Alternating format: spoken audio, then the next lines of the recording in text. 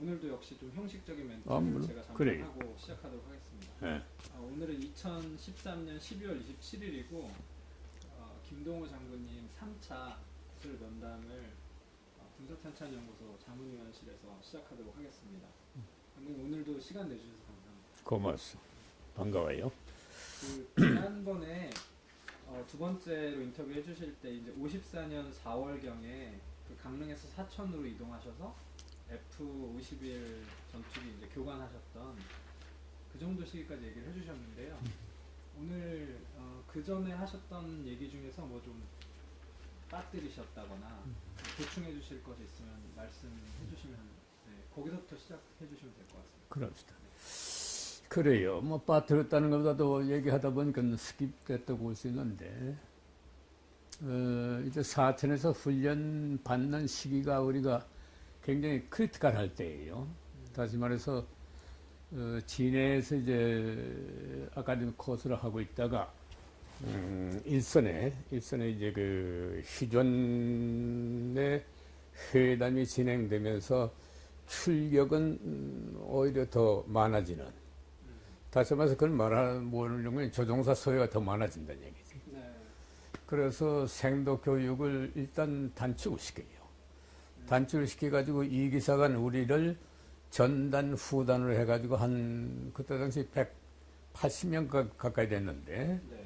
조종사로서 신체 검사에 패스된 사람이 한 100명. 그래서 1차적으로 한 60명 정도가 사천으로 먼저 가요. 네.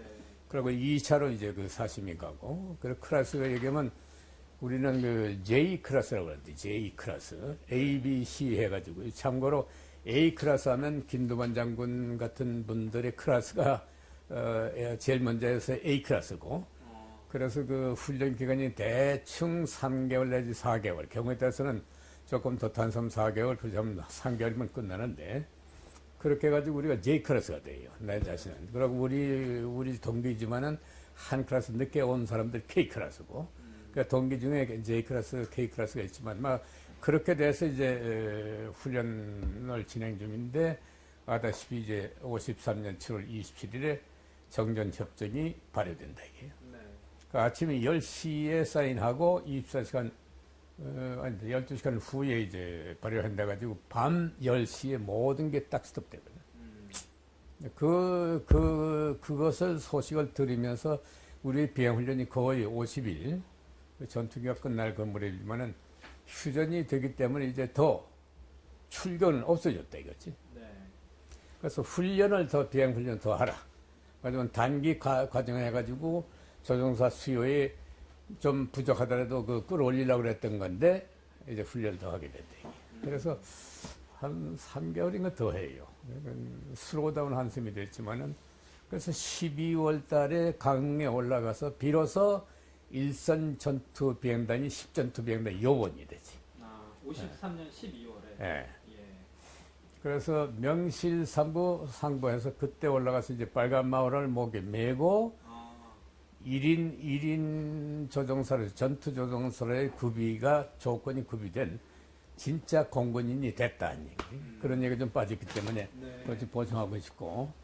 그러고 나서 이제 다음에 4월경에 무슨 일이 있었는 거니?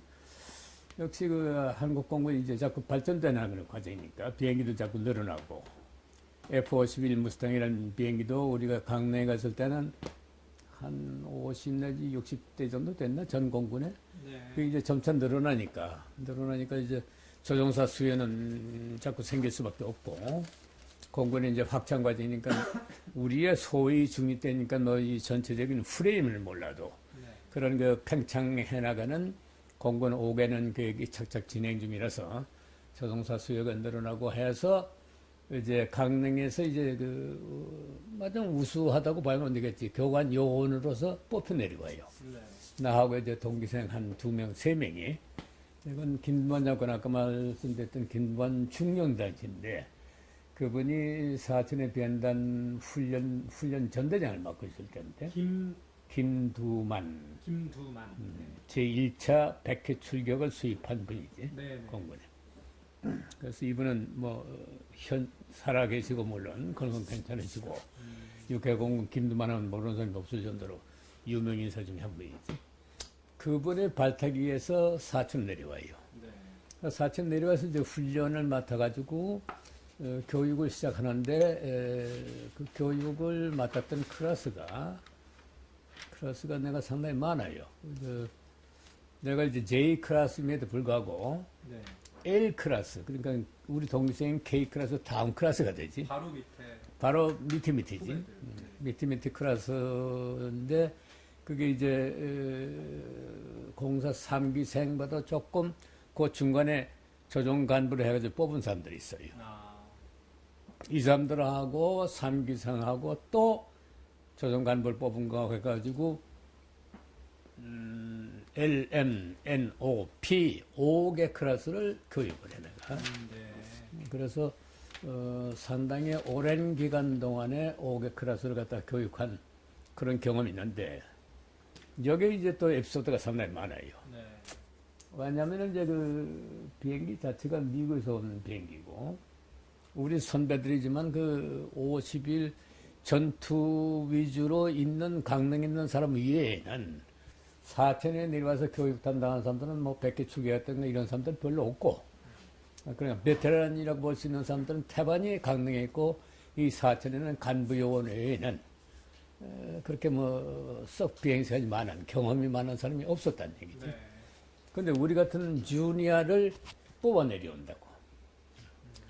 뽑아 내려와가지고 교관을 시키니까 이게 교관이 이거 자격이 있는지 없는지도 모를 정도 입장에서 내려와서 하는 거예요. 스스로도 좀 염려를 하셨겠네요. 너는 염려 안 했어. 왜 안 했는 거니? 그 무렵에는 이상하게 기본 훈련을 그 과정을 다 마치고 나면은 자신이 그렇게 붙었다고. 모르겠다. 안 상었던지 몰라. 나 자신 그랬어요. 아주 완전히 마스터한 걸로 생각하고 건방지면 건방지다 그럴까. 그러니까 하여간 자신만만한 그런 입장이었기 때문에 뭐 두렵다든가 이런 건 전혀 없었지만은 그렇게 와가지고 아까 얘기하는 거는 5개 클래스를 갖다가 그 교육을 했는데 이 F-51 소위 말하는 무스탕이라고 하는데 무스탕은 영어로 하면은 야생마예요. 야생마. 네. 막 제멋대로 뛰고 돌아다니는 야생마는 그런 별명을 가졌는데 왜 그러냐면 2차 대전 말기에 프로펠러 항공기 가지고는 전 세계에서 가장 우수한 전투기.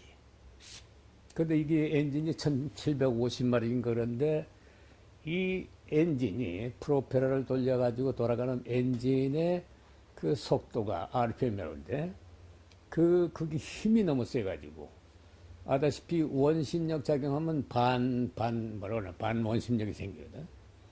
그게 이제 토크라고 그러는데 TORK인가 토크인데 한 번 앞으로 나갈 때 파워를 주변 느끼게 되면은 프로펠러가 빨리 돌아가면 돌아가서 우측으로 도니까 이 비행기는 어떤 거니 그 좌로 가려고 하는 경향. 이런 것이 세요.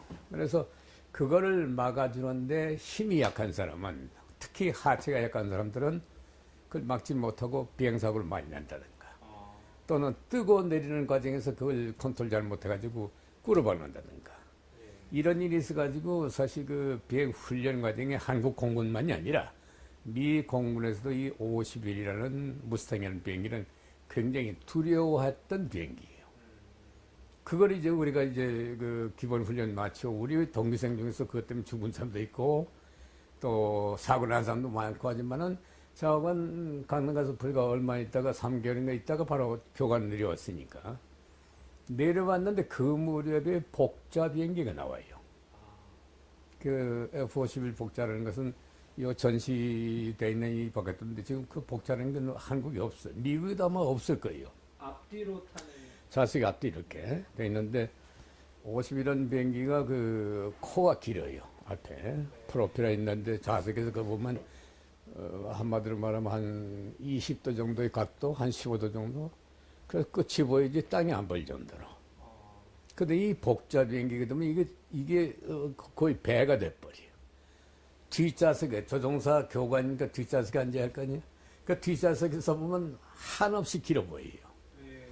그 앞에 이제 또 이 학생 조종사가 앉으니까 헬멧들에서 앞에 시야를 또 가려버리거든. 시야는 가리지. 이건 노즐은 길지.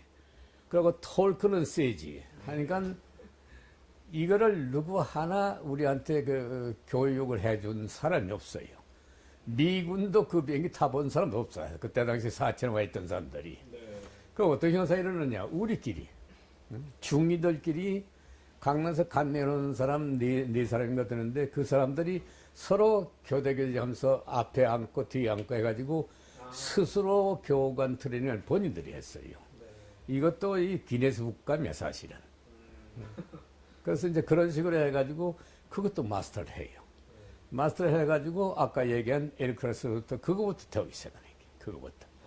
그러니까 우리가 비행했던 것보다는 훨씬 안전권에 들어서서 쉽게 훈련을 받게 된 거지.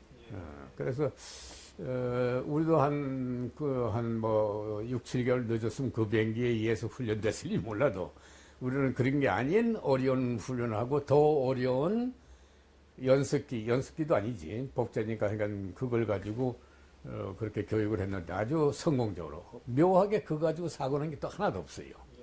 그래서 그거 아마 지금 얘기하면 나한테 배운 사람들, 그 클래스들은 아, 참 그랬구나 하는 느낌이 날 거예요. 아마.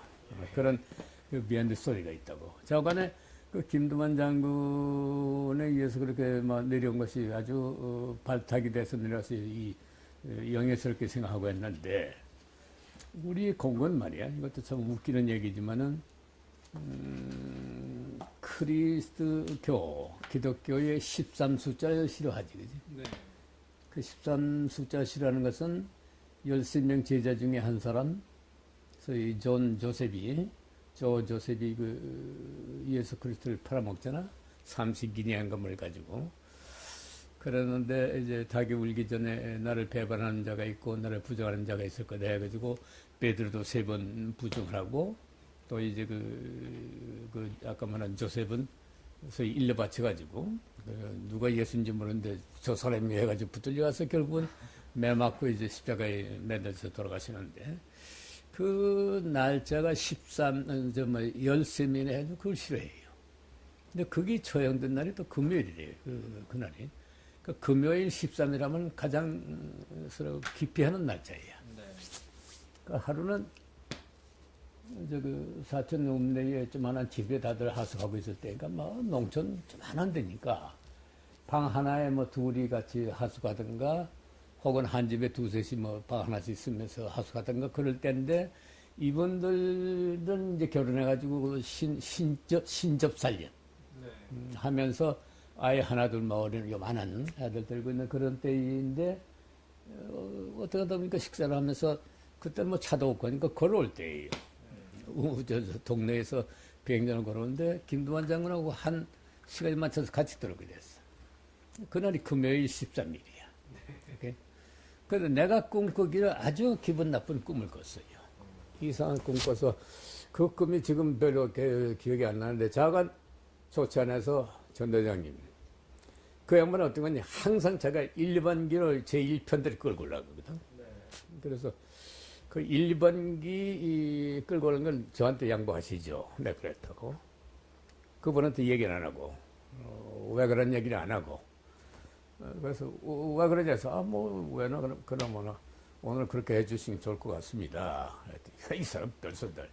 자네 오늘 먼저 13일에서 그러나? 보사 안 한 거예요. 그래서 호흡 웃으면서, 글쎄, 그것도 있고요. 그래서 그 구체적인 얘기를 안 했다고. 쓸데없는 소리 하지 말라고. 그냥 따라와. 내가 3번, 3번째 편대를 끌고 갔거든. 그 편대라는 게 2대 내지 석 대를 들고 올라가서 이제 공중훈련 시키는 거니까. 근데 이분이 택시에서 나가다가 떴어요. 2번째, 2번기 학생이지. 뜨다가 이게 꿇어박은 거예요. 와, 가다가 뜨기 직전에 꽉 가더니 내 눈앞에 이렇게 보이는데 막 가더니 창고로 들이받아가지고 말이야. 그 불 안 난 게 참 다행이야. 사람도 안 죽고. 그럼 쾅 하는데 막 그 건물에선 불은 안 났지만 그냥 연기가 확 올라고 흙먼지지. 그러니까 뜨면서 이제 그 조종사는 보는 거니까 남바트가 그렇게 백조제 택시 좀 잡아서 막 명령들 있지. 나도 이제 타워로 올라가가지고 1번기 김도원 장군을 연락해가면서 말이야. 어떻게 됐나? 지금 현재로 봐서는 뭐 비행기를 그렇게 됐지만 불나지 않았다. 또 조종사는 제 발로 걸어 나왔다. 그러니까 안심하십시오. 이 정도를 얘기하면서 하는데 바로 못 내려와요. 왜 못 내려온 거니? 비행기 그 가득 실은 연료가 있잖아. 내리려면 연료를 갖다 공정 분산시켜서 없애든가. 그렇지 않으면 소비를 해서 반 이상 돼야 그래야 이제 바람에서 맞게 이제 내리는 거예요. 무게 때문입니까? 무게 때문에. 못 내릴 건 아니지만은 잘못하면 그것 때문에 조금 잘못하면 그 뭐 완전히 휘발 탱크니까 말이야. 그래서 저건 내렸어요. 내려가지고는 탁 오더니 나를 어깨 탁 치면서 참 자네 얘기 됐으면 이런 일도 없었을 텐데 하는 그런 묘한 게 있어요. 그리고 강릉에 올라갔을 때도 하루는 라인에 나갔는데 라인에 비행기 이제 세워놓는데 그 타기로 해서 프로페러에 말이야 까마귀가 하나 앉았어요. 그래서 기분이 나쁜데 어떻게든 그 비행기를 타고 간 사람이 결국은 안 돌아왔어요. 강릉이면은 보통 바다에 바다까지. 잘못돼서 뭐 바다에 빠지는 경우가 많습니까? 바다에 빠진 것은 내가 있는 동안에는 한 사람, 두 사람이 빠졌지 그 외에 빠진 건 없고 날씨가 나빠가지고 구름 속에 서서 여전히 얘기했는가 버티고라는 현상이 일어나서 자기 자신 그 자세를 모르고 고도가 없는 데서 그냥 빠진 그게 있고 김영한 대령인데 그분이 대령인데 작고에서 돌아가셨지만 김정열 장군의 동생. 네네. 이분도 이제 사천에 출장 갔다 오시면서 거의 비행장에 왔는데 그 넘버2가 김두만 장군이야. 김현 장군이 하나는 중령 하나는 대령이지만은 그 내리기 전에 상당히 위험한 자세들에서 김두만 장군은 구름을 뚫고 위로 올라가요. 위로 올라가서 내리는 걸 포기하고 사천으로 돌아간다고. 근데 이 양반은 행방불명됐군. 그 오간에 타워 간택도 안 되고 어떤 현상이 일어났는지 몰라도 영 안 돌아오고 그렇게 됐지. 이 바다에 빠졌는지 산에 끌어박았는지 알 수가 없다고. 그지? 바다에서 뭐 한바퀴 터닝만 하면 대관령이니까. 그러니까 돌았는지 똑바로 갔는지 끌어박았는지 못했는지 뭐 모른다고. 말하자면 이북 땅으로 갔는지. 그 이북으로 가게 되면 당장 이제 보도가 나와요. 전원들이 뭐 강제라도 뭐 기순했느니 뭔 딴들 할 거 아니야. 그지? 근데 그게 없는 걸로 봐서는 그건 아니다는 걸 확인됐지만은 그것 때문에 우리가 그 산에 막 헤매면서 눈이 이렇게 빠지는데 그냥 찾아다니고 하는데 결국 못 찾아요. 그래서 한 4년인가 그 실종 신고 4년인가 지난 다음에 사망을 인정받아. 그래서 법적으로 이분이 한 4, 5년 동안 살아있는 걸로 돼 있다가 나중에 이제 실종에서 전사했던 걸로 처리가 되지만은 그러한 그 비하인드 스토리들이 있었지. 그래서 이제 사천 내려와가지고 그런 식으로 됐는데 사천으로 와가지고 얼마 안 있다가 대위로 진급을 했나 해가지고 공군본부에 불러올려가요 내가. 네. 그러니까 새로운 데를 많이 갔어. 당시 공군본부는 어디 있었어요? 대방동에 있었지. 지금 여의도에 있었던 컨셉들을 지금 대방동 그 공군회관 건너편 언덕에 공군 본부가 있어요. 그걸 이제 미호 공군의 자재 지원을 받아가지고 어제 그 김정열 장군의 역작품이라고 볼 수 있지. 엄청난 그때도 봤으면 참 대단한 건물을 진 거야. 근데 거기 이제 갔는데 왜 내 공군부 얘기를 잠깐 하려고 하는 거니? 그 무렵에 공군에서 뭐를 이제 인수하기 시작하냐면은 미 공군에서부터 조금씩 인수할 때야. 항공기뿐만이 아니고. 네. 이제 큰 거지, 레이더 사이트 인수야. 레이더 사이트. 그때까지는 전부 미군이 했으니까. 네. 조종사들, 미군들이 훈련, 미군들이 앞장선 편대에 따라다니면서 교육을 받아가면서 독립해 나갔으니까. 네.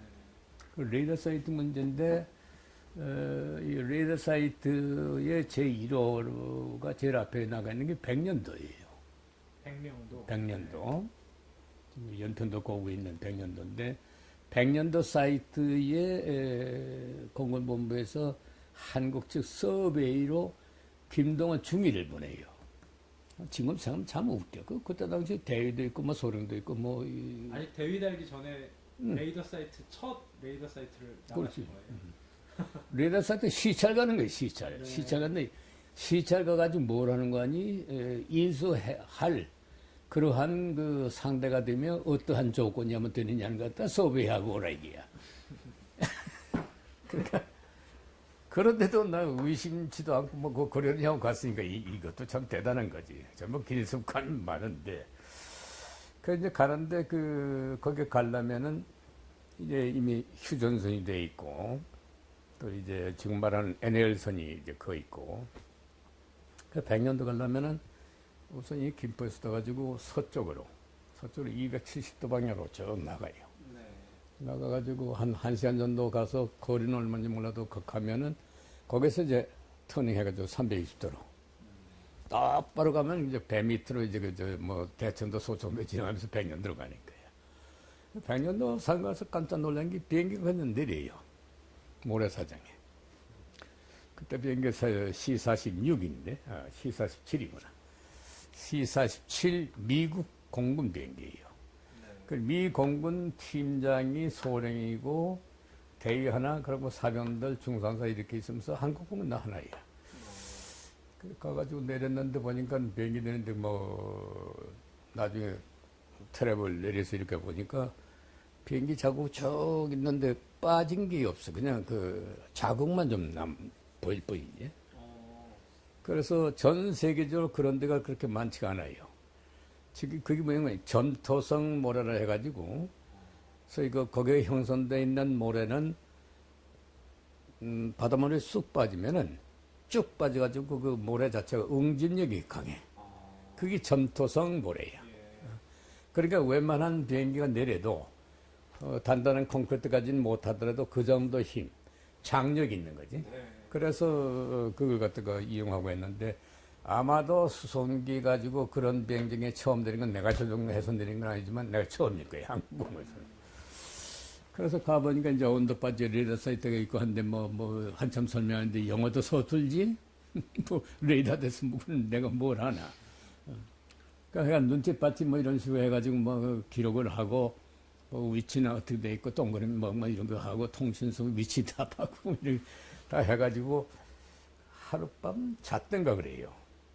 근데 여기 또 이제 에피소드 하는 것이 그때 당시 100년도에 주민이 한 6천 명이 됐다고. 6천 명이 되고 나중에 그게 만 몇천 명까지 올라가는데 6천 명에다가 군부로서는 육군부대하고 해병대가 일부 있었던가? 그래. 그리고 공군이 이제 앞으로 가기 위해서 이제 준비하러 가는데 내 이제 혼자 간 거지.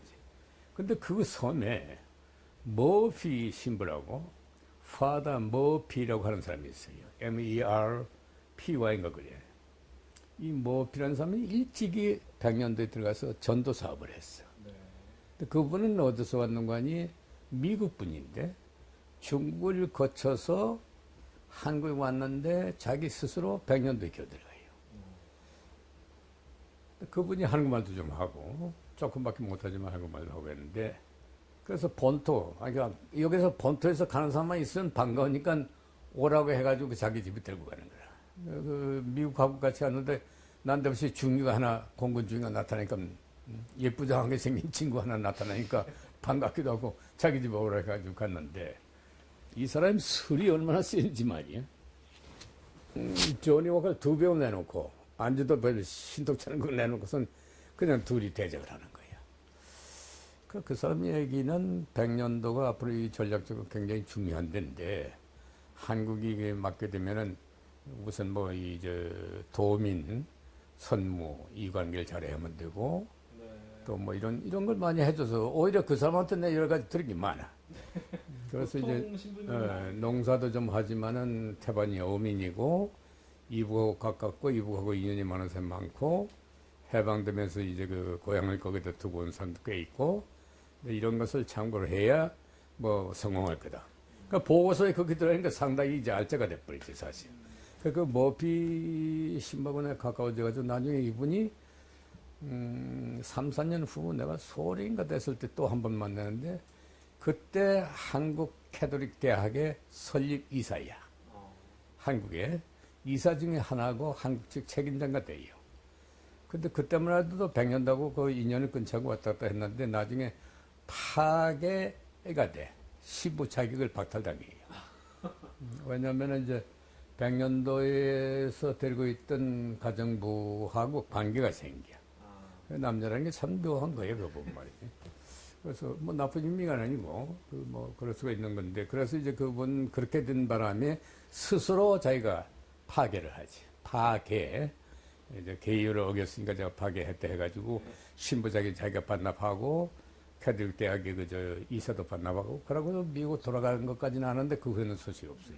그래서 하여간 100년도 레이더사이트 그 이후에 2년인가 후에 우리가 인수를 받는데 강릉하고 100년도하고 몇 군데인가 거기하고 충청남도나 소산인가 이 세 군데를 한꺼번에 우리가 받아요. 네. 근데 나는 이제 그 갔다 온 리포트를 내고 그 레이더부대하고는 관계없이 세월을 흘러가 버렸지만은 그런 것이 100년도하고도 관계되고 또 내 생활상에 머피라는 신부가 상당히 인상적이고 그런 그 불우하게 한국은 인연을 맞고 갔지만은 그렇게 됐다 하는 그 레이더 사이트 서베이를 위해서 가셨던 게 1954년 5년쯤 될 거예요. 네. 55년. 장군님께서 31년생이시니까 그렇지. 55년이면 한국 나이로 이제 25 그렇지. 되는 중이가 그- 그걸 그 당시 그런 경험 하셨던 거예요. 그래요. 상당히 그래. 지금 생각해 보면 좀 잊기 어려운 경험이에요. 그러니까 너 기네스북감이라고 그러잖아. 네. 근데 요 근래 내가 본 책 중에도 가령 그 중국의 그 청조 말기에 일으킨 혁명의 거두들 있잖아. 손문이라든가 뭐 강유인이라든가 무슨 뭐 아직 못했던 나타나가지만은 그때 당시에 리더들이 몇 살이냐면 말이야. 손문이가 37. 그래서 그 밑에 제일 그 나이가 어린 사람이 29세. 네. 그러고는 보통 보면 31, 33 이런 사람들이에요. 이게 그 중국 대를 갖다 움직인다고. 명치위신의 일본에 그 뒤집어 엎는 것도 전부 20대 후반이에요. 그리고 우리나라도 지금 김옥균이다 뭐 이제 몇 나오지 박영호라든가 이 사람들도 20대 후반 30대 초예요. 네. 근데 그러한 흐름이 1950년대까지도 계속되지 않았겠냐는 생각이 든다고. 그러니까 비록 나이는 20대에서 7밖에 안 된다고 하지만은 굉장히 흡수력이 빠를 수밖에 없는 흐름. 네. 그런 속에 우리는 굴러갔다 이거지. 굴러가다 보니까 아까 얘기한 대로 뭘 알고서 받아왔다, 뭐 판단했다 이런 게 아니야. 그냥 가서 보고 느끼고 리포트하고 뭐 그런 거 가지고 그냥 그 다음 단계고 그 다음 단계고 이렇게 됐다 이거지. 네. 그러니까 지금 지나놓고 보니까 어떻게 그렇게 했나 할 정도로. 그런 점으로 본다면 지금 젊은이들은 이 부모 그 보호에 지금 내 손자도 지금 31살이지만 아직도 독립은 그냥 뭐 어림도 없거든요, 말이지. 네. 그러니까 속으로 쳐다볼 때, 뭐 자식들 이리 도대체 이런 생각이 들지만은 네. 그 시대의 흐름이 그래요. 그런 날 이제 강조한 건데 오죽하면 그 머피 신부가 26살 난 청년 장교한 전 그 말이지. 이 100년도라는 게 어떻다, 뭐 앞으로 육과 그런 뭐다, 네 공군영문 이런 거 하라는 것 같아. 그걸 행명 그대로 받고 그렇게 한다고 결심도 하고 리포트도 그렇게 냈으니까 말이야. 네. 그지? 그러니까 참 희한한 노릇이지. 머피 씨는 그렇게 됐고. 그러고 나서 이제 어딜 가는 거니? 내가 미국 도밀이에요. 군사 유학을 가신 겁니까? 그래서 유학을 가는데 이게 또 묘해. 그 레이더 사이트 관계 때문에 그렇게 된 것이 하나의 기점이 됐는지 몰라도 미국 유학하면 그때 당시 조종사가 조종 배우러 가든가 네. 아니면 정비 통신이 갔어요. 근데 최초로 GCI 코스를 나와. GCI 코스. 네. GCI가 뭐인가니 Ground Control Interception. Ground Control Interception. Interception은 뭔가니 공중에서 적기를 추적해가지고 싸우게 만드는 것을 조정해 주는 거지, 밑에서. 네. 그라운드에서 컨트롤 하는데 적기를 접근시키는 데까지가 말하는 거야. GCI가. 그 코스를 가요, 내가. 그 조종사는 이제 그거 하니까 불만스럽지. 내가 조종사한테 왜 레이더맨을 가느냐, 이게야. 예. 근데 그것도 이제 그 새 코스, 새 개척이니까 그게 뭔지도 모르고 간다고. 그지? 그런데 가기 전에 텍사스의 산 안토니오라고 있어요. 텍사스의 산 안토니오 네. 에어포스 베이스, 에어베이스지. 산 안토니오가 뭐 인간이 거기가 그 레크랜드라고 하는 기지가 있는데, 산 안토니오라는 도시에 그 레크랜드가 우리 공군으로 얘기하면은 그 대전에 있는 지금 진주로 갔지만 항공병 학교, 아, 예. 공군의 이제 전반적인 학교, 그러니까 게이트웨이 오브 에어포스지. 항공병과학교라고 할 수 있나요? 병과학교, 공군 기본학교라고 할까? 네. 그러면 기본 학교로 가는 게 나을 거예요. 그 여러 가지 사병서부터 장교서부터 여러 가지인데 외국 학생도 거기에 들어갔으니까. 네. 그 외국 학생 들어갔는데 뭘 들어가는 거야? 첫째는 잉글리시 코스야. 영어 익히기 위한 코스인데 순수 미국 말, 그러니까 영어를 알기 위해서 있는 코스하고 또 한 코스는 테크니컬 잉글리시 코스. 네. 그러니까 내가 가는 게 이제 테크니컬이거든. 그라운드 인터셉션 코스니까. 그라운드 컨트롤 가는 게니까 이거는 기술적인 거니까 거기에 맞는 영어를 가르치는 반으로 들어가요. 네. 테크니컬 잉글리시 코스에 5명이 가가지고 셋은 패스하고 둘은 유보도마가 돼가지고 나중에 우리보다 한 3개월 후에 오지만은. 그래서 이 코스를 받는 동안에 이때 내가 이제 미국을 처음 된 거거든, 그게. 그게 이제, 그것도 55년 말이 되나? 참 굉장히 빨리빨리 움직였어, 자고. 네. 그렇게 됐는데, 거기에 이제 가가지고 놀라운 것은 이 젊은 학생들이 말이지, 남미라든가 이 미국의 영향권 있는 나라에서는 많이 왔어요. 일본, 필리핀, 말 것 없이 정말 세계 인정박물관이라고 할 수 있을 정도로. 근데 그 중에서 보면은 남미 친구들은 이건 우리가 보기에도 참 저놈들이 무슨 군인이냐 할 정도로. 그래서 그 매겁고 군기가 빠져있는 지멋대로 하고 어떤 놈은 뭐 부인을 들고 와가지고 공부하는 동안도 밤나 돈들 많아가지고 그 자가용 몰고 놀러 다니고 말이지. 근데 남미의 몇몇 나라는 미국에 유학 오면 큰 그 재벌이나 백이 센 놈 아니면 못 왔대요.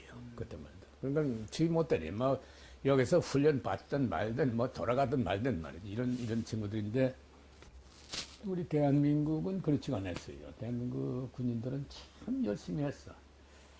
정말 사명감을 가지고 또 선민의식이라고 할까.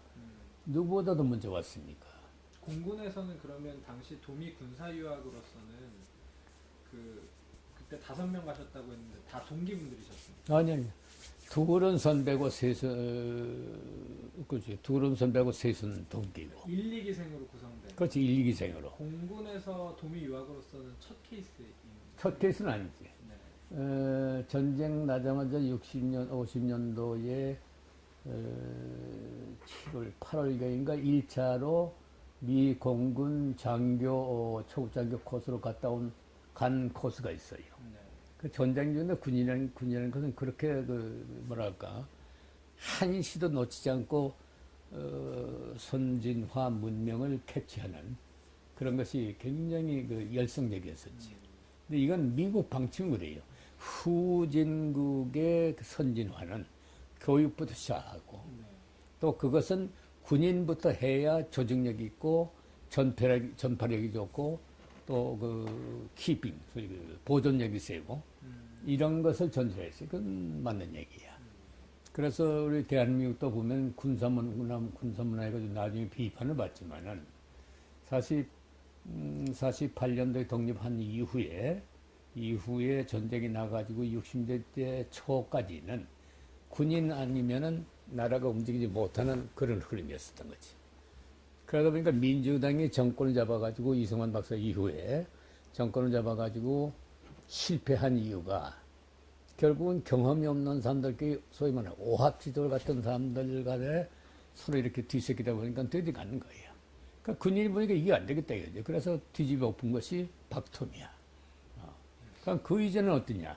그 이전에는 해방돼 가지고 독립된 전후에 국방경비가 생기고 48년도에 국군이 편성되면서 이제 군인이라는 것이 나오기 시작했는데 그 48년에서 50년 사이 그 2년 동안에 단체로 교육을 많이 보내. 단체. 제일 많은 게 포병이 한 덩어리 150명, 뭐 200명 이렇게 들어가가지고 훈련받고 있는데 그때는 통역관이 둘셋 따라갔다. 네. 통역이 이제 그 얘기하지만 통역을 통해가지고 그렇게 왔지 이 사람들이 영어로 교육받고 온 게 아니야. 네. 공군 같은 것은 이 자기들이 가서 영어로 다 그렇게 받고 왔죠. 부족된 것은 내가 그런 데서 영어 교육 좀 보충해가면서 네.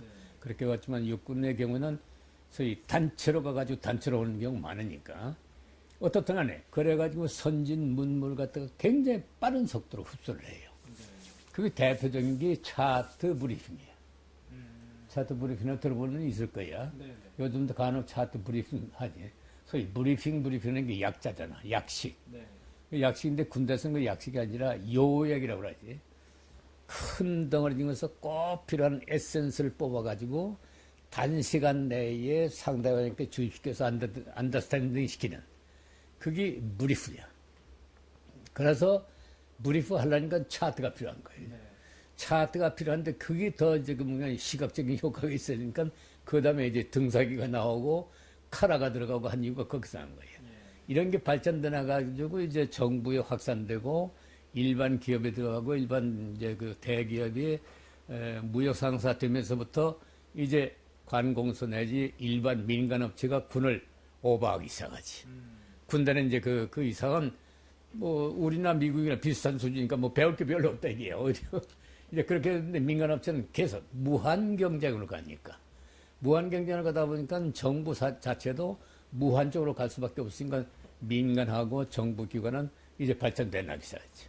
그래서 군대가 이제 좀 사그라진다든가 그렇게 되지만은 장관 그런 군대에서 경험한 사람들이 나중에 일찍이 군복 벗어야 할 사람들은 벗어가지고 종합상사라든가 뭐 요로에 많이 가가지고 엄청난 그 소위 말할까 파괴력이라고 할까 네. 소위 발전시키는데 기초 역할을 해주지. 근데 그런 사람들이 그 산업 인력화되지 않고선 될 수가 없었으니까. 그렇다고 뭐 그때 당시 뭐 중소기업이라는 게 뭐 있었나 이런 게 없었을 때니까 말이죠. 그래서 한국의 기틀 잡은 것은 결국은 군이고 군을 또 이렇게 뒤집어 보면 미군에 의해서 됐다 이게. 이북 같은 거 비교하면 소련에 그렇게 받은 게 하나도 없거든. 저희들끼리 하다 보니까 저 뭐냐 저거리 됐다고 난 봐요. 그러니까 그런 큰 차이가 일어나는 거지. 그래서 군의 특성이라는 것이 우리가 놓고 볼 때는 그런 엄청난 효과를 줬다 이게야. 그리고 미국 가서 내가 느낀 게 한 대까지 느끼는데 그 어렸을 때지만은 이런 국력을 가진 나라가 있구나 하는 걸 느꼈어요. 엄청난 압력이야. 어디 가더라도 도로는 없지 차는 많지. 그럼 차가 승용차가 그땐 거대한 승용차야. 사람 하나가 어디 탔는지 모를 정도로 큰 차에 혼자 몰고 여자 막 몰고 다니는 거 보면은 야 이게 뭐냐 이거지. 꿈속의 나라야. 그지? 숙소도 배당된 거 보면 침대에다 큰 방에 하나 내지 둘 들어가 있는데 목욕탕 가면 한참 가야 하고 샤워장이 있고 뭐 조금 나가면 식당이 있고 무슨 뭐 사 먹을 때 있고 정구 뭐 배구 뭐 안 하는 게 없고 말이야. 야, 이게 천국이구나. 그래서 국력이라는 게 저렇게 크다 하는데 또 한 가지 문제는 미국 국민성이야. 그러려면 합중국인데 정말 유나이티드 네이션스, 유나이티드 레이스라고 할까? 유나이티드 네이션 나라가 이제 13개국으로 시작해가지고 50몇 개 주로 됐지만은 그 각기 다른 주끼리 어떻게 융합을 저렇게 잘하느냐. 그리고 인종차별이 이미 노예 해방이 되고 나가지고 흑인이 이제 멜트인 돼가지고 시민 행사할 때거든. 그래도 조금 더 깊이 들어보니까 아직도 인종차별이 엄청 조금 이따 얘기하겠지만 저건 그러한 국민성 이렇게 양보할 줄 아는 남에게 참 yield first, after you 이런 이런 건데 그 대표적인 것이 우리 그런데 그 학생들 교육받는 바로 가까운데 카레이지 오브 레이크, 우멘스 카레이지 뭐 이런 대학이 있어요. 그 대학이 여자 대학이야. 네. 근데 주말만 되면은 우리를 가르친 선생님, 여선생이든 남선생이든 간에 그 여학생들하고 이렇게 조인을 시켜줘요. 서로 어울려서 놀게. 그건 뭘 의미하는 거니? 개방된 사회에서 남녀는 젊을 때 서로 간에 잘 알아야 이해가 빠르고 장차 이 세계를 끌고 나가는 젊은이들의 기회를 준다는 얘기야. 이거 또렷해요. 그런 것을 배우면서 우리 머릿속에는 남녀 7세 부동석이 아직 머릿속에 남아있을 무렵인데 그때 굉장히 많이 배워요. 그리고 무슨 모임에서 가면 무슨 뭐 공연을 한다든가 뭐 지방마다 무슨 뭐 밴드 퍼레이드 한다든가 뭐 할 때에 이 동양 사람들은 우물우물 해가지고 뒤에 가서 앉잖아 이렇게 자꾸 뒤로 가거든. 그럼 중년 내지 좀 나이 든 사람이 아이고 young boys come on here you take first 앞에 앉으라 얘기야. 우리는 이제 그 좋은 의미로 아니 뭐 너희들 앞에 앉으시라고 우리 동양 풍속이 그렇다면 no 우리는 너희 나이 때 벌써 다 봤다 이게야. 너희는 왜 여기서 갖고 이거 처음 보는 거 아니냐. 그러니까 아무 생각하지 말고 앞으로 나가라. 그때도 쇼킹을 들었어요. 그래 이게 선진화다 말이지. 그래서 민족선도 그렇게 봤고 그 다음에 뭐인 거니 그럼에도 불구하고 편파성이 있는 것이 남북의 북부 지역하고 남부 지역하고 그러니까 이 남북전쟁의 뒤후유증이 50년대 중반만 하더라도 아직 남아있었다 이게. 그거 왜 그러냐. 남쪽은 주로 농장이야. 거대한 농장. 나가보면 뭐 끝이 없는 정도의 목화밭에다가 밀밭에다가 뭐 이런 그리고 이제 오렌지 밭이라든가 이런 거 말이지. 거기는 그때 당시 기계화가 안 돼 있을 때니까 노동력이거든. 그 노동력은 흑인이야. 흑인 바로 노예를 대다가 써먹었다 이거지. 그 해방시켰다고 하지만은 사회 구조상으로 봐서는 노동자, 이 고를 흑인은 결국은 하위 노릇하는 그런 흐름의 세상이다 이거지. 몇몇 특수해가지고 굴에 들어와서 장교된 친구도 있고 한데 어떤 친구는 우리가 이렇게 식사하고 있으면 깜둥이 장교가 이제 Hey guys, may I join here? 그 뭐인가, 야들아, 나 여기 같이 앉아도 돼? 막말로 하면 그래. 그 guys를 갖다가 guy, 놈들 이런 거지. 근데 그건 친한 사이는 Hey guy 하는 것은 괜찮아요. 이 사람아 이 정도 되는데 처음 만나는 사람 보는 거 Hey guys 하면 이놈들아밖에 안 들린다고 어떻게. 이 자식이 뭐 있던 놈이 날 정도로 말이지. 그래서 you have no seat? Okay, come on here, sit. 그 앉혀놓고 이제 얘기도 하고 이렇게 했지만은 왜 그러냐? 백인석에 가면 못 앉는다 이게. 그러니까 어디 가서 앉아야 할 텐데 만만한 게 외국에서 온 친구들이지. 그리고 전 미국 놈이다 이건. 미국 놈, 미국인. 그러니까 뭐 영어를 하든 뭐든 당당한 미국이니까 좀 좋아. 그런 것이 있는데 이렇게 여행을 다니다 보면 중부, 북부 왔다 갔다 하면서 보면 비행장이든 버스 터미널이든 혹은 역사든 이렇게 보면 카라스 웨이팅 룸. 카라스 웨이팅 룸. 유색인종 대기소야. 거기 55년도, 56년도 얘기야. 그래서 내가 상당히 고민했어요. 같이 가면서, 야, 우리 어디로 가야 맞나? 그래서 바깥에 나갈 때는 다들 그 유니폼을 입고 다녔지. 나중에 이제 자신이 붙어가지고는 이제 참 이제 뽐낸다고 뭐 나이론 샤스도 사입고 뭐 이러면서 다녔지만 초기는 하여간 유니폼. 그러면 유니폼이 이 태극기 표시하고 외국인 뚜렷하게 나타내니까. 그래서 또 에피소드가 많지만은 거의 마치고 이제 저 북쪽으로 해서 오는데 보스턴인가 어디에 가서 큰 역사가 엄청난 큰 역사인데 이 비름을 뭐 정거장이 왜 이렇게 크고 할 정도로 끝이 없을 정도로 큰. 근데 어떤 할머니가 그때가 오더니 Hey young man 하더니 Where is 무슨 office? 그 표 사는 데가 어디냐고 묻는 것 같아. 그래서 여권을 본 거야. 여권. 역사에 철도에 근무하는 사람으로. 유니폼 때문에. 공군 유니폼이 색깔이 비슷하고 모자 쓰고 하니까 말이지. 그럼 우리가 뭘 하나? Man, we're first here. You better ask 딴 데로 가서 이제 물어보라고 이런 일이 있었지만은. 그런데 이제 거기에 가서, 그런데 가서도 어디 가느냐고 해서 절쯤했더니 어떤 할머니가 오더니 You are white man. Don't worry. You are not come that way. 카라 웨이팅이 아니다 이게야. 황색 인종은 백인이야. 그래서 야 이거 봐라. 유색 인종이라는 것은 미국에서 흑인만 얘기지 황색 인종은 아니구나 하는 걸 그때는 느꼈어요. 근데 웬간히 그 노예로 온 게 아닌데 이제 황색 인종은 자기들 스스로 걸어 들어와 가지고 이민차 혹은 뭘 돈벌이 하기 좋은 사람들이니까 일본은 이제 악덕업자들이 데리다가 노예같이 부려서 그렇지 이건 노예로 간 게 아니야. 그런 차이가 있는데 그런 흐름이 미국이 있더라 이게야. 그러고 끝으로 보면 인간이 군사력이야. 이런 군사력은 정말 숨이 막힐 정도로. 그러니까 우리가 타봤던 F-51, 우리는 뭐 비행단이 그때 2개인데 다 해봐봤자 뭐 70대인가 80대밖에 안 되는데 이거 썩 이렇게 쳐다본 것만 해도 몇십 대, 몇백 대야. 그죠? 비행장 엄청나게 크고. 그래서 한 개 비행장이 전문형인데 이놈 나라는 도대체 어떤 놈 나라냐 이게야. 그럼 우리 젊은이가 앞으로 할 일이 이게 참 뭐냐 이거지. How we can build the nation.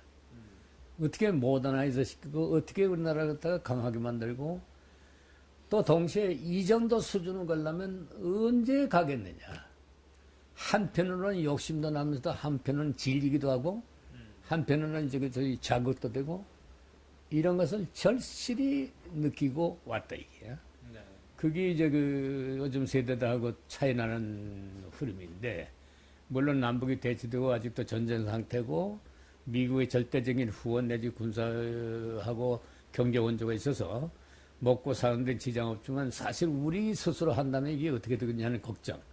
이런 건 약관, 아까도 얘기했지만 약관 20대에 그런 생각을 할 수밖에 없었다. 근데 환경이는 그렇게 사람을 바꾸지 않았느냐 그런 생각을 해봐. 이 GCI 코스는 기간은 얼마나 됐습니까? 그것도 한 3, 4개월 됐나? 네. 근데 그것도 에피소드가 많아요. 그렇죠. 그 짧은 기간인데, 인스트럭터 코스까지 해요. 그러면 기본, 베이직 코스를 마치고, 기본 교육을 마치고 나서 교관 교육 시키는 거예요. 예. 근데 내가 보기에도 교관 교육은 좀 무리인데, 그 이제 미국 사람 스탠다드를 본 거야. 근데 우리는 영어도 부족하고, 기술도 부족하고, 영어의 익숙도도 부족한데, 저건 그 코스에 집어넣어가지고 하는데, 그 중에 뭐 인간이 비행기를 타는 코스가 있어요. 비행기 타서 밑에서 컨트롤 하는 대로 뭐 이쪽으로 몇 도 방향 해가지고 얼마 가면은 고도 얼마 전방에 적기가 있다. 너부터 11시 방에 뭐가 있다. 보이느냐 안 보이느냐 이런 식이야. 그럼 아무 소리 안 하고 저리다가 나우 해서 보라면 한시 뭐 비행기 있다든가 이런 훈련. 그런 걸 하는데 이제 교관 조종사 뒤타니까 그것도. 타면서 얘기하는데 뭐라고 하는데 내가 못 알아들었어요. 내려올 때까지. 그건 뭐인 거 아니 그 인터폰 시스템이 있는데 이런 마이크 관계 중에 이 방에서 저쪽 나하고 이제 그 스위치만 그 고정시키면은 네.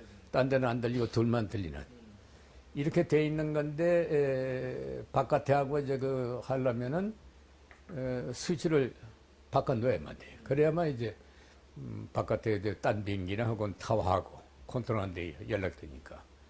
근데 그 오픈되어 있는 상태를 그 인터폰으로 바꿔야 하는 걸 내가 안 바꾼 거야. 근데 이 친구가 그 인터폰으로 바꾸라고 하는 것 같은데 그걸 못 알아듣는 거지. 그래서 yes, 인스트럭터, yes, 인스트럭터. 이게 전부 타워에 다 들리는 거예요. 그지? 딴 비행기 다 들려. 그러니까 이 친구 화가 점점 나지. 그 나중에 말 안 해버려요.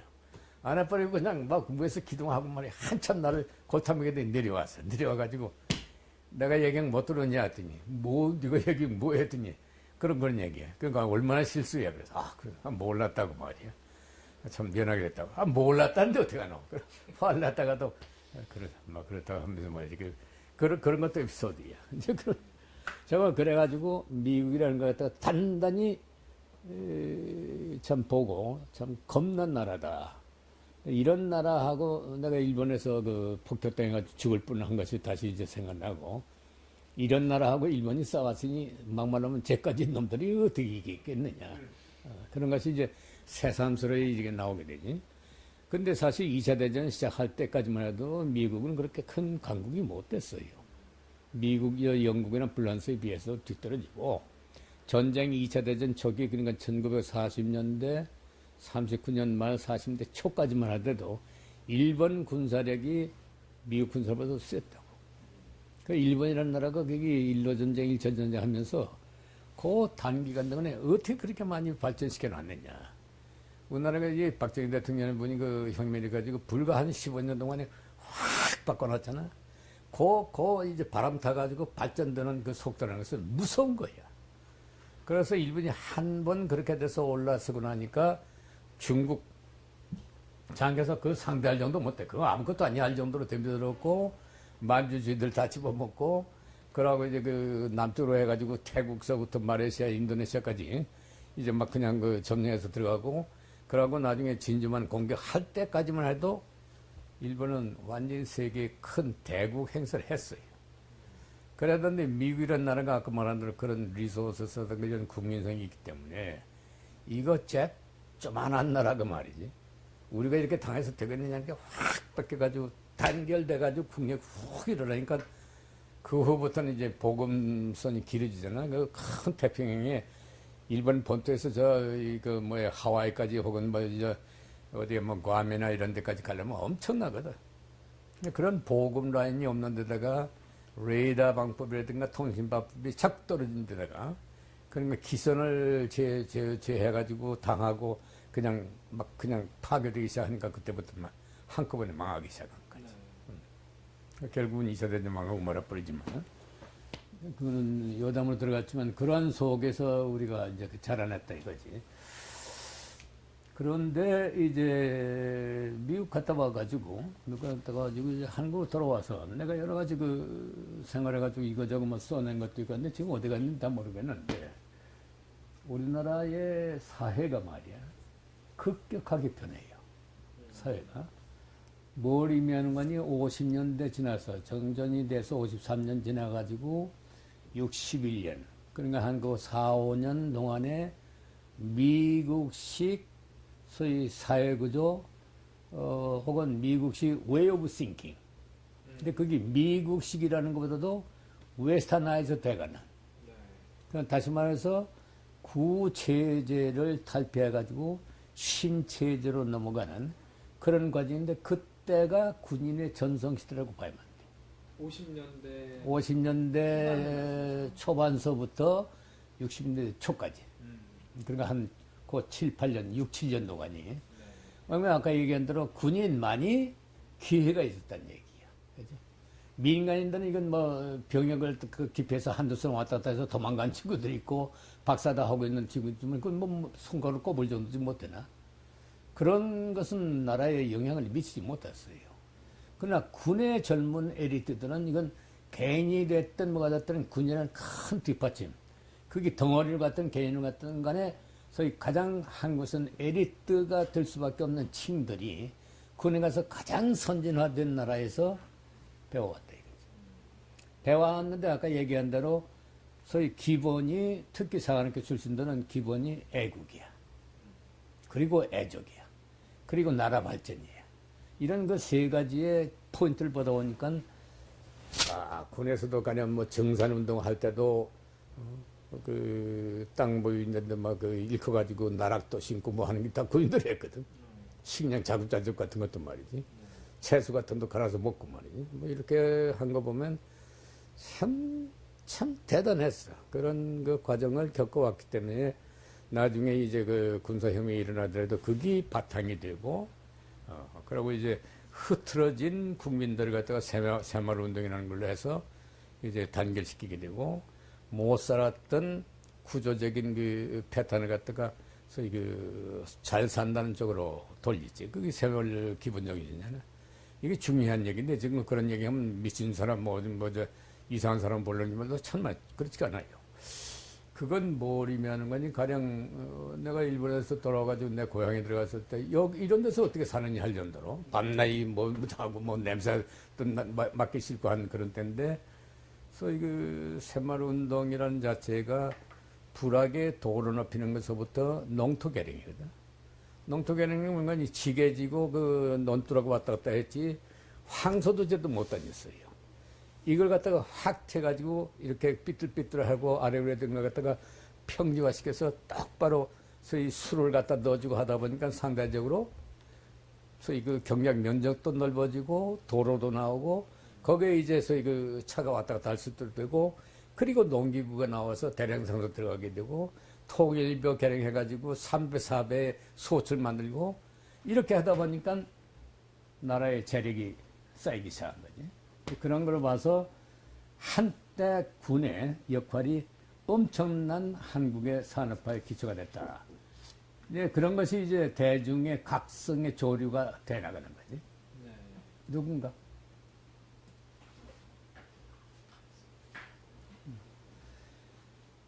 그리고 이제 이어서 나타나는 것이 한국의 그 사회 구조가 달라진 게 학구열이에요. 네. 치맛바람이 일어나기 시작한 거예요. 그래서 이제 그때 무렵에 이제 군에서 했던 역할이 학교 쪽으로, 인류 쪽으로 이렇게 가는 거예요. 네. 기업도 인류, 학교도 인류. 근데 그 인류로 가려면은 우선 학군 문제가 나오고 학교 좋은 데 나오면 되고, 하니까 부인들이 길을 쓰고 이제 과외 시작하게 되고 치맛바람이 엄청나게 되지. 그게 학구예요. 좋은 의미에서 학구열이 굉장히 고조된다 이게요. 이게 부정도 많지만 참 긍정적인 게 굉장히 많아요. 사실은 부정적인 쪽으로는 평가를 하지만은 그 덕분에 머리 좋은 친구들, 학교 좋은 친구들은 생겨났다 이거야. 근데 그런 과정 부정적인 거 안고 발달됐기 때문에 그래도 지금 이렇게 되지. 세계적인 그 수준까지 올라가지. 그게 없었으면은 몰라. 그냥 주저앉았지 않았을까 하는 그런 생각도 들거든. 그러고 또 하나만 인간이 이제는 군이든 일반 사회든 기업이든 간에 무한 경쟁 사회로 들어간다 이거지. 그러니까 군도 어떤 현상이 일어나는 거니? 대대 간의 싸움이라는 건 경쟁을 얘기하는 거예요. 가령 사격 때 해도 같은 기종 가지고 있는 저쪽 대대보다 내가 나야 한다 해가지고 말이지. 어떻든 간에 연구를 해가지고 공중에 가서 어떤 각도로 어떻게 해서 들어가서 어떤 그 방향을 잡고 속도를 어떻게 내야 소위 적기 그 격추율이 많고 하는 거. 이게 전부 그때 이제 그 기계가 나오기 시작해요. 이런 것들이 일반 사회에도 굉장히 이제 파고 들어간다 이거지. 그래서 군대의 그 영향이라는 것이 그렇게까지 들어갔다는 것을 좀 강조하기 싶어서 그렇게 얘기하고. 장군님께서 말씀하시는 내용들이 그 미국에 한 약 대략 6개월 정도 머물고 55년에 가셔서 이제 한 56년경에 국내로 돌아보셨을 때 사실 이제 현대사에서 보통 얘기할 때 55년 정도면 그래도 전후복구가 어느 정도 마무리된 시점이라고 보통 얘기하니까 그 사이에 지금 말씀하신 방향으로 한국 사회가 상당히 이제 변화의 모습들이 나타나기 시작하는 거지. 그런 걸 느끼셨다는 그거예요. 거죠. 그거예요. 네. 근데 그게 앞장서고 기초한 게 군인이었었던 걸 내가 강조하고 싶다 네, 이거지. 네. 그 장군님 저희가 이게 또 테이프 1시간 정도 된 것 같아서 아하.